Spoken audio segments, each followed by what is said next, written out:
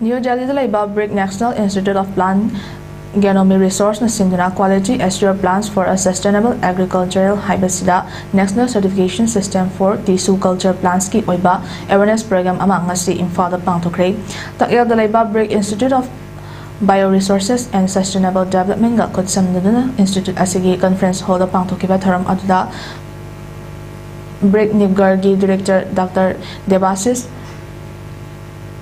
Chattopadhyay NCS GCP and Scientist F DPT gi Nodal Officer Dr. Manoj Kumar Modi, ICAR NVP GRG former Director Dr. JL Kailo, BRIC NIP GRG NCS GCP and Scientist for GPI Dr. Asutosh Pandey Amadi, BRIC IBSD gi Director Dr.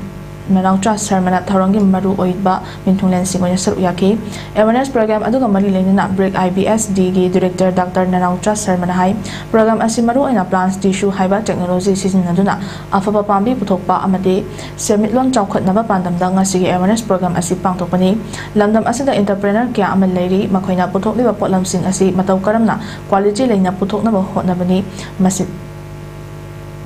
Masida Natana certification asid labor tarabadi India government amadi Manipur government dagi yauna atopa agencies sing dagi yamna taba mamalda pot sing loduna tissue culture asi hawdokpa yai makoina putok liba pot adu yonbada profit leitre harabasu tax hanta hanbasu yai masina entrepreneurs sing da hena khudong chahan naba hotnabani haiki